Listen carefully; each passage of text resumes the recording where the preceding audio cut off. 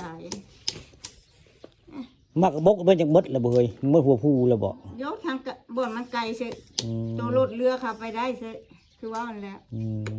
มันเรือกับบ่อยากเท่าเก่า แสดงว่าผ้าคายอยู่คุมือนี่เนาะ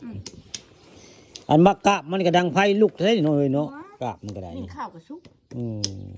ดังพิงมันละคักแท้ นี่เนาะบ้านเฮาเนาะอีสานบ้านเฮาเนาะเฮ้ยหาเงินบ่ได้สุดพดพ่องเนาะ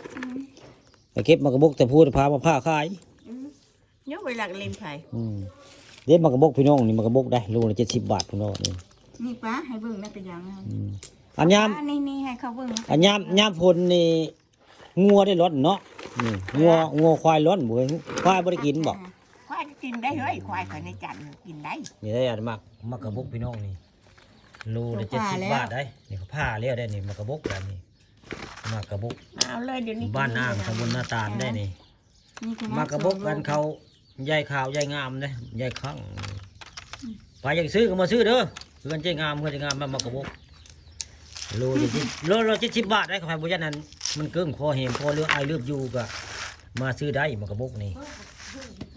เพิ่นมีขายประจำในผ้าขายเนาะเอ้ยโลละ70 บาทบ่ครั้งเจ็ดโลละ70เด้อมากระบกนี่ มีอยู่ในเฮือนโลละ70 บาท ผ้าขายประจำเนาะ จ้า นี่คือเป็นภาพบรรยากาศข้าเจ้าผ่าบักบกขายได้พี่น้องเอ้ยมันไผเข้าเบิ่งซ่องปลาทองคำผสมมื้อนี้ก็สิเห็นได้นี่หม่องที่มาของหมากระบกไผอยากซื้อหมากระบกให้ลูกให้หลานไปกรุงเทพกรุงไทยก็มาซื้อได้